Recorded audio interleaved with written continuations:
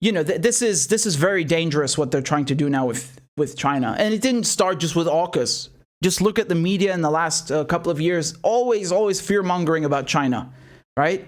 And this is how they do. If you look back at recent history, this is barely 20 years ago.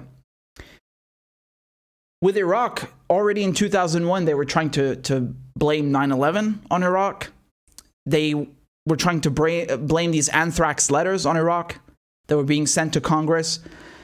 You know, they were saying that, oh, this is Saddam's signature recipe for anthrax. You know, they tried all sorts of things. So almost 2 years of buildup, of lies, of fear-mongering.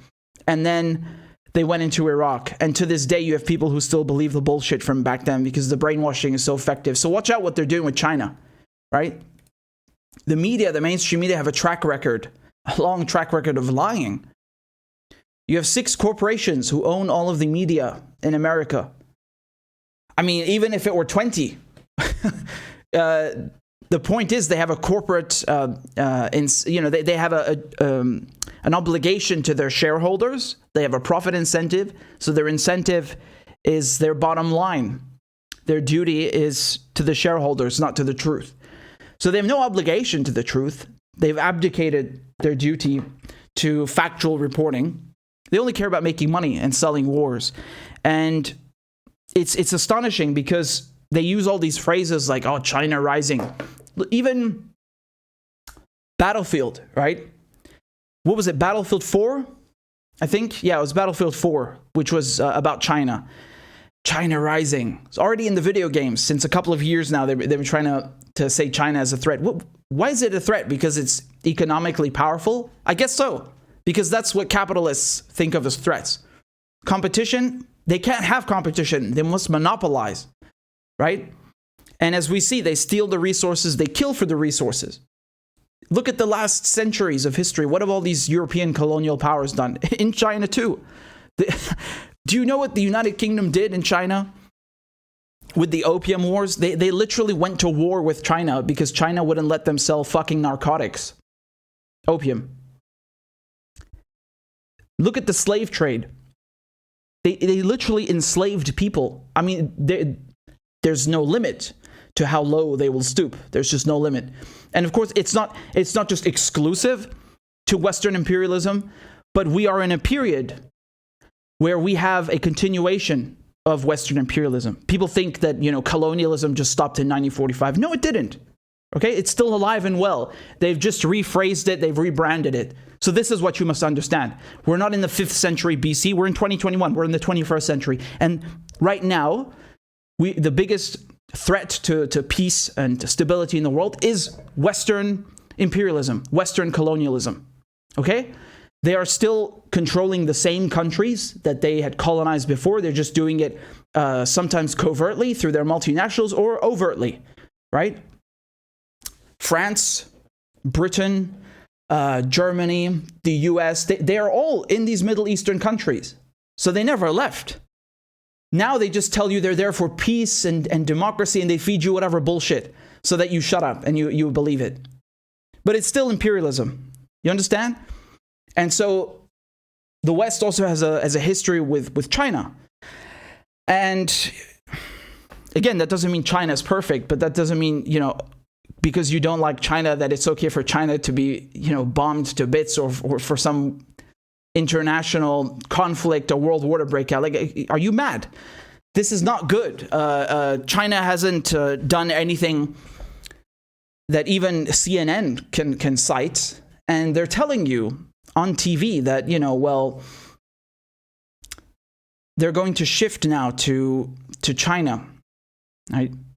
I want to play this bit again over here. Seeing flexing of muscle by China in the Pacific. So let's get you up to speed. And frankly, we need to take a moment here and acknowledge that the United States on foreign policy has to a great degree been focused either on counterterrorism, the wars in Iraq and Afghanistan, and the threat from Russia. We haven't really, in the news media, focused a great deal on China. So let's talk about how big a deal this is. The U.S. is going to help Australia and the UK are going to help Australia get nuclear-powered submarines. That doesn't mean a nuclear-armed submarine, right? It does not. That's a very important distinction, which, as we note, the president took care to make. It is a big deal, no matter how you look at it on several levels. First, in my mind, it really breathes life into the notion of a pivot to Asia, which we've been talking about for a long time. For decades, yeah. For decades. And it's a very bold step for... So you can see how they're openly saying this is a pivot, right? This is a diplomatic way of saying they're changing targets. Oh, Afghanistan's a distraction, right? It's a casual distraction. You just casually invade and occupy a country for 20 years and then call it a distraction, right? So now that that's failed, right? Politically, they failed in Afghanistan. Economically, the corporation's done well, right? But now that's failed, the war on terror has been exposed as a failure. Now it's like, oh, that was a distraction, man. This is the real threat. Look, the Chinese, they're the threat. Look over there, the Chinese. See, they always come up with this shit. It's the same thing they did with the war on terror. They said, you know, the Soviets, communism, that's not a threat anymore. These Arabs, the Arabs are a threat. These, you know, Islamist extremists, we have to go to the Middle East. They're always inventing new threats. Always. Right? To justify wars, to justify sending their troops to kill people. And the media, hand in glove with the military-industrial complex, with the politicians, right, who are bought. It's really a sick enterprise, truly a sick enterprise. And you go listen to them, they just talk in abstract, like China rising, flexing. What the fuck does that mean? If anyone is flexing muscle in the South China Sea, I'm pretty sure it's you. What are you doing in someone else's backyard with your ships?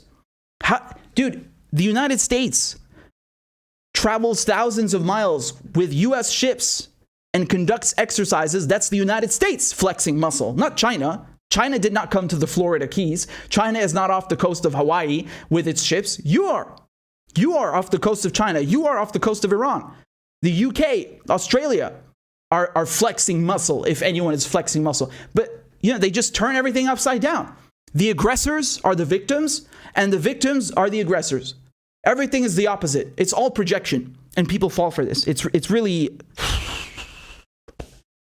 exhausting, man. It's really exhausting that people still fall for this. So be careful. Be careful what they're trying to do next. Really be careful. Because we just saw what happened to the Middle East with this war on terror. It's still not over, by the way. It's still not over. And, you know, as their empire is shrinking and China is growing, who knows what desperate things they will do, right? Who knows?